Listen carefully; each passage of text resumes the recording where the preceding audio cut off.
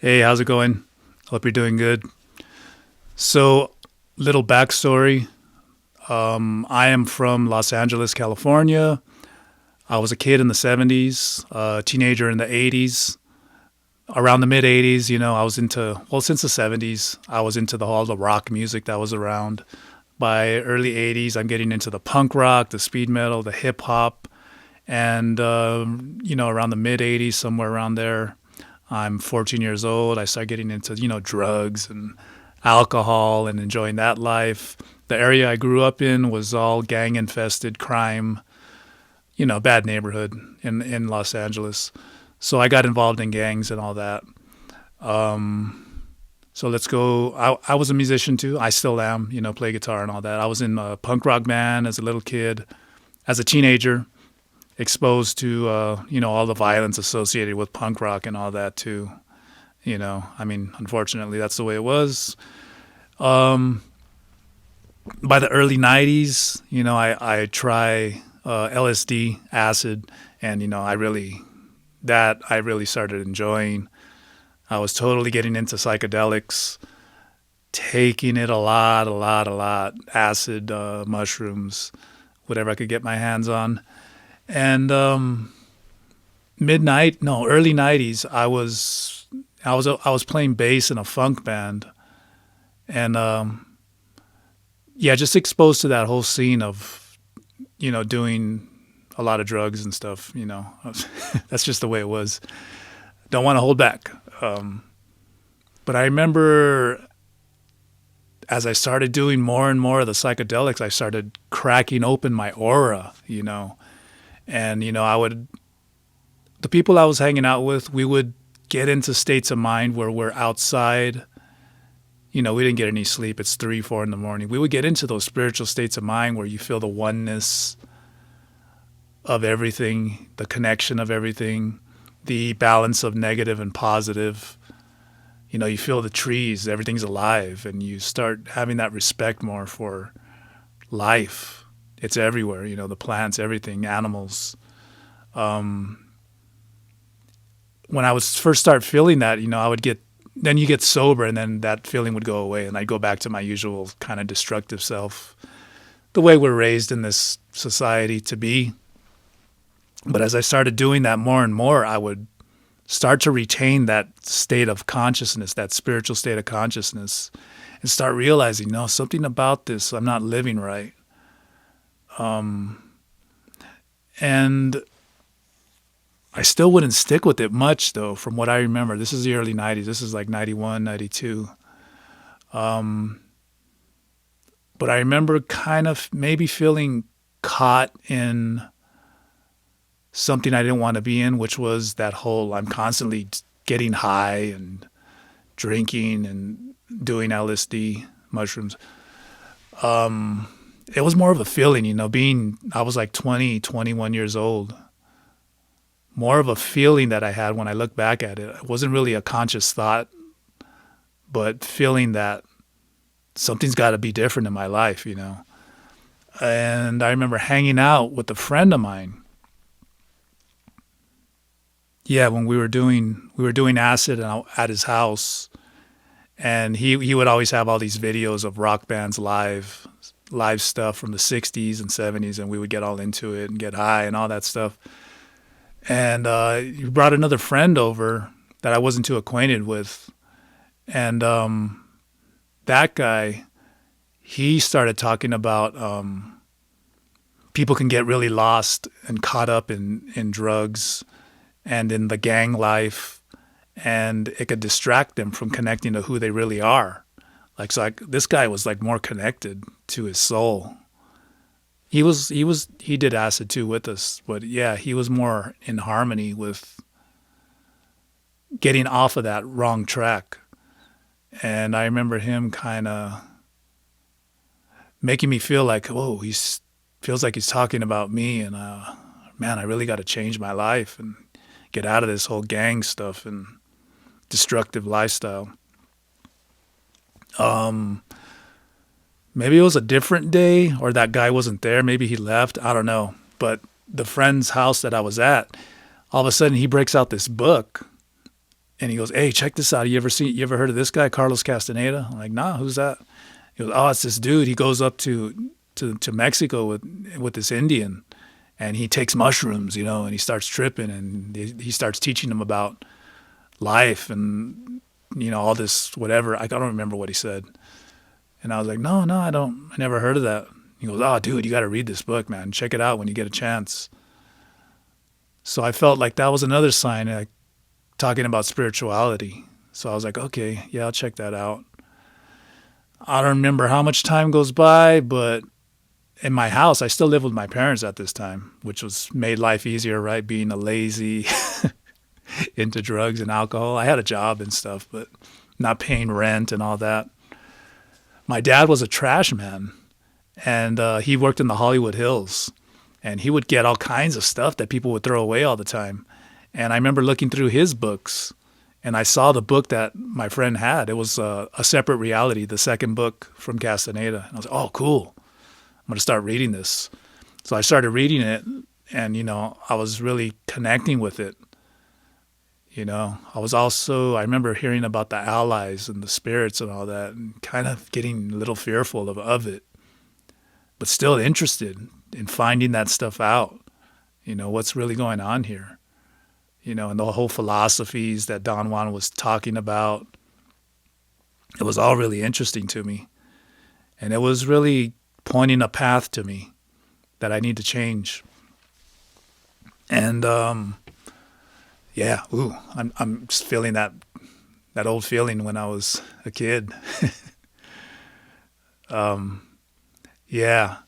So, I started trying to incorporate some of those beliefs into my life, and eating more healthy, started to do yoga, meditation, getting slowly into that stuff. Not really dedicating much of my time to it, but here and there I would start doing that. There was an older part of me that was still pulling me away, getting high and drinking. I was still doing psychedelics because I was reading it in there, and I was like, oh, yeah, it's really something that opens you up to the spiritual dimensions, which it does, but you can get there without them. Here I am 30-something years later. I know you can get there without that stuff. And it's much more focused and balanced when you do it. So I remember getting to the end of the book of Separate Reality and realizing, it said, here's more books of Castaneda. I was like, oh, there's more books of his. Oh, cool. And I went to a bookstore. I wonder if bookstores are still around. I went to a bookstore, and I found out which one was the first book, because I somehow figured out it was the second book, Separate Reality. I bought the first book. I might have bought a few of them then, but I started reading them in order again.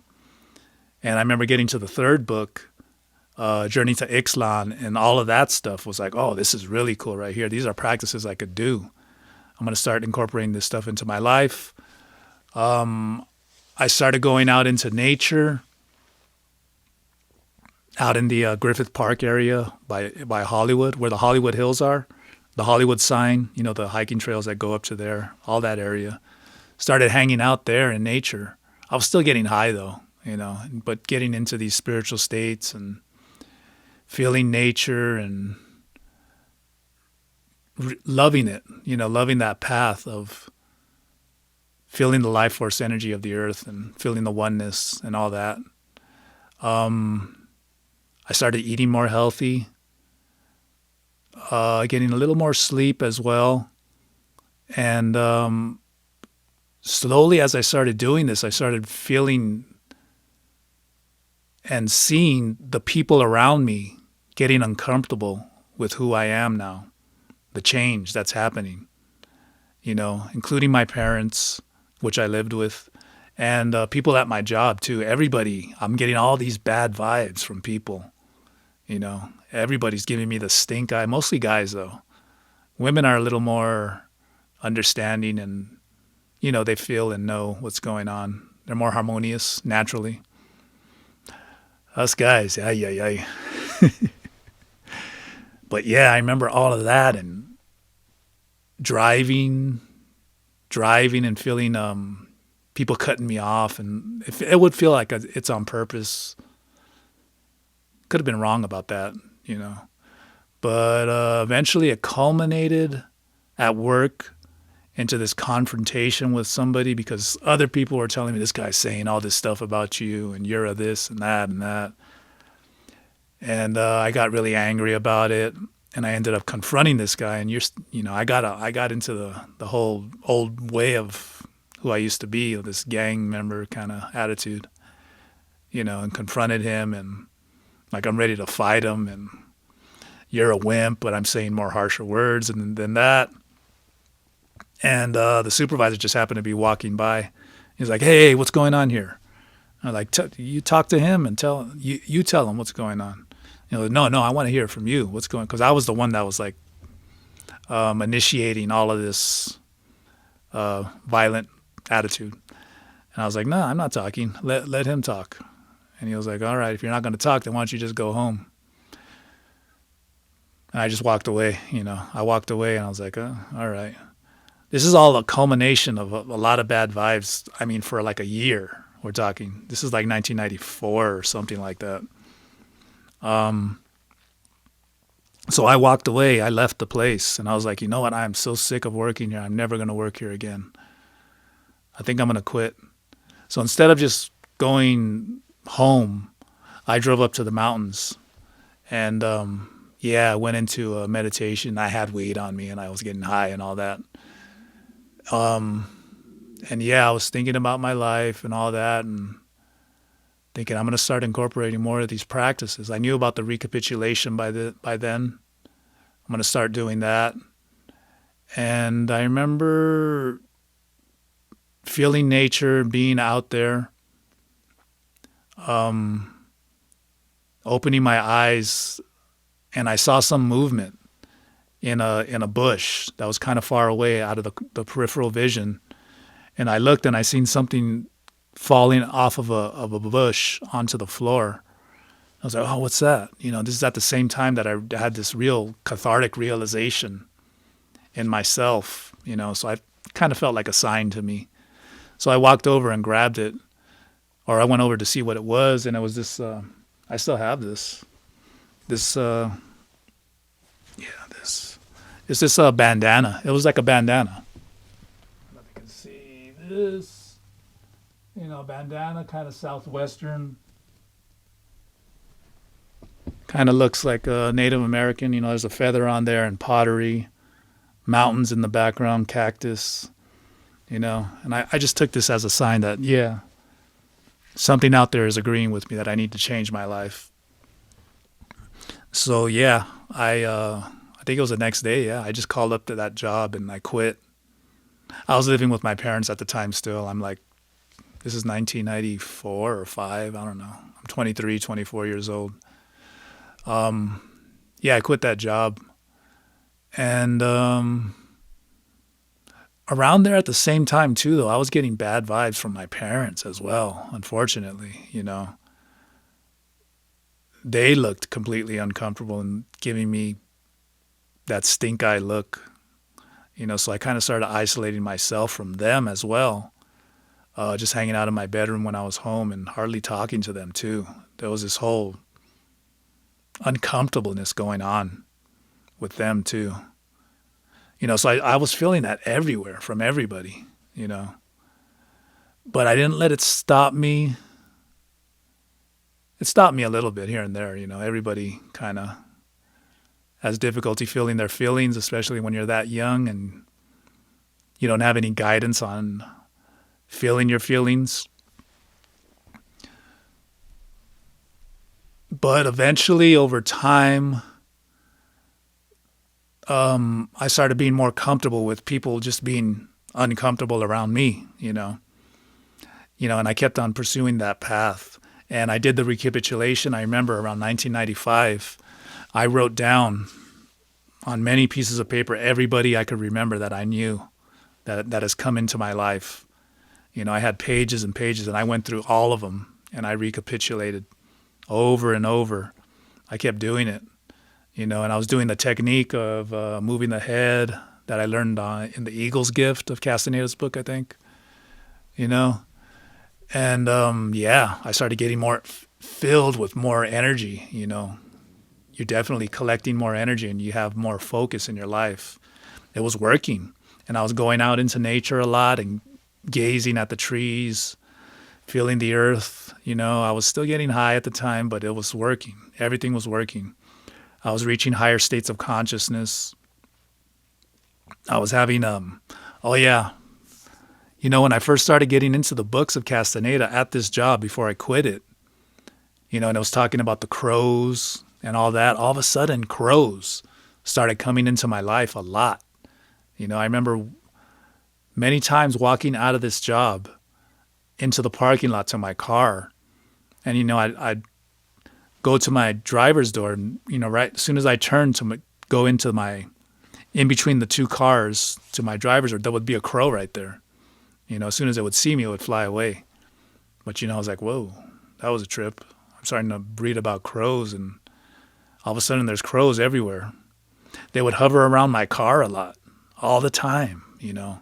And this was just so much of a sign for me, like, yeah, this is the path for me. I got to do this, you know. I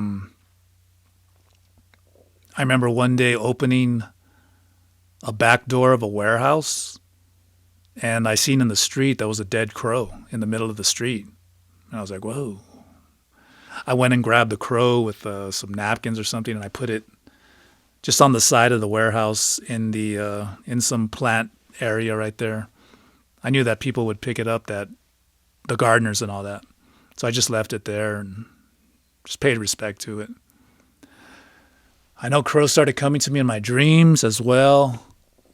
Going out in nature, they would circle around me when I would be out there just doing meditation, gazing. Really trippy stuff with crows constantly, you know. And I have this, I went and bought these medicine cards, medicine cards that are just all with animals, and, you know, you shuffle them. And there's this one thing you can do where you grab the 9 animal totems that are in your life, and they represent like the north, east, south, west, above, below, within, and on your left and on your right side. And, you know, you lay the cards without seeing them, and you go into a meditation and you grab them in whatever order that the book said. But the one I grabbed for above ended up being the crow, and I was like, here's another sign, you know. I would find a lot of crow feathers just in my path, and I would always collect them, keep them. So, you know, this was just the path that was for me. You know, I basically realized, you know, as the 90s start going around, getting later into the 90s, you start hearing about all the, you know, the Castaneda stuff is fake, they're fake stories and all that. And, you know, I remember finding contradictions in the story, in the books, because I read them so many times. I would read them over and over in order. I would just keep reading them and practicing the techniques and all that. But yeah, I would get into states of mind where I was like, yeah, I think they are fake, you know. But then I would realize, but these techniques work, you know, everything works. The way of the spiritual warrior works, you know. And eventually I just started reaching a state of mind where, like, I don't really care if they're fake or not. You know, it doesn't really matter to me. These techniques work, and they are in my life, and here I am, like 30, 35 years later, I'm still doing them, you know. I still gaze at trees. I gaze at the moon, gaze at stars. I go into states of consciousness. I sense spirits when they come around. They've given me signs. I remember the first time when I first quit that job, I was in my room, and whenever I'd go into meditation, I would always put out the vibe, like, I want to know if our spirits real. Are they real? I just want a sign.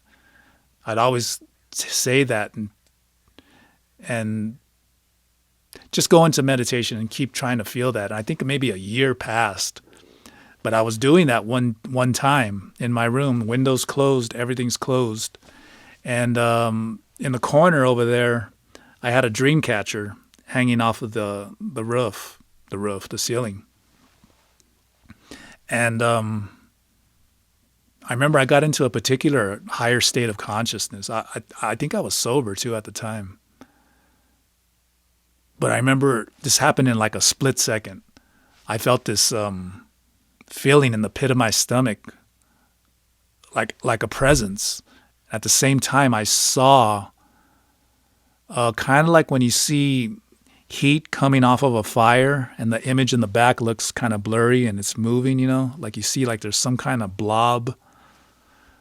I remember seeing something like that, and it crossed the dream catcher and it moved it like that. It moved greatly, and I felt that in the pit of my stomach. I was like, whoa. That's when I realized, that's a spirit. That was a sign. A spirit just kind of let me know it was around. And I remember the following days, the following years, I kept trying to do that, get into that state of mind again. But now I'm like in this state where I'm anticipating, wanting it. Too much expectation is what's going on. So I never had that visual thing again. But over the decades up till now, every now and then I'll get like lights flickering. When it always happens when I get into this, when I start reaching a higher state, when I lock into it, all of a sudden there's a sign of a presence around, And I've definitely experienced the negative entities. They come around too. I haven't experienced them in a while. Well, no, that's not true. I have. They come around too, though, but they're always, they're trying to promote what's going on in this world, fear, trying to get you into this fearful state of mind, It's such crap, they have to feed off of your energy, in other words, There's a lot of people in the world that have these negative attachments on them. And you can sense it when you get around them, especially if they get really uncomfortable around me, So, with more experience, though, you start to be able to sense if a spirit comes around, if they're a higher consciousness or a negative entity. Negative entities want your energy. They want to feel above you, like you need them in your life. You have to have them in your life, but really they're just sucking the energy out of you.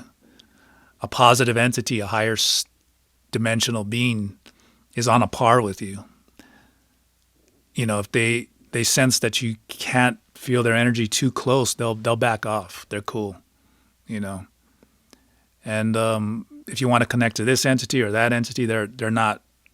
They don't have a big ego like, oh, you're not connecting to me and only me, like Christian God and all that. This is the only God you can connect to, stuff like that. I've connected to gods from India that came to the Indian culture, the Chinese culture, the Norse, Mexico, Native American. The positive ones are like that. They don't mind if you connect to this one or that one, and they're always like, "I'll be around if you need me. Just call on me. I'll be there," And so, yeah, I still do recapitulation. I still love doing gazing, meditation, and just the whole mindset of the spiritual warrior is definitely healthy for me. And I really don't care if the stories are fake or real or not, And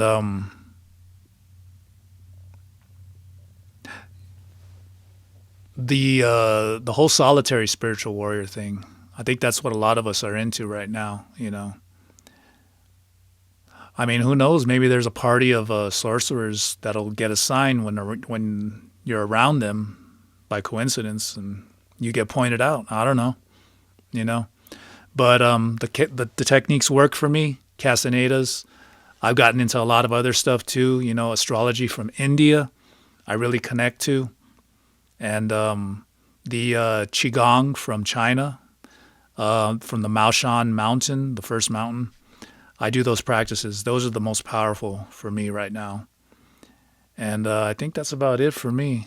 Yeah, I don't do drugs anymore or drink, don't do any of that kind of stuff. So once in a while, a power plant, I'll go into that state. But I've still noticed that being sober and going into higher states of consciousness is more focused. It's not as erratic as a power plant will take you. A power plant's going to take you wherever it wants. When you're sober, you can kind of direct where you're going.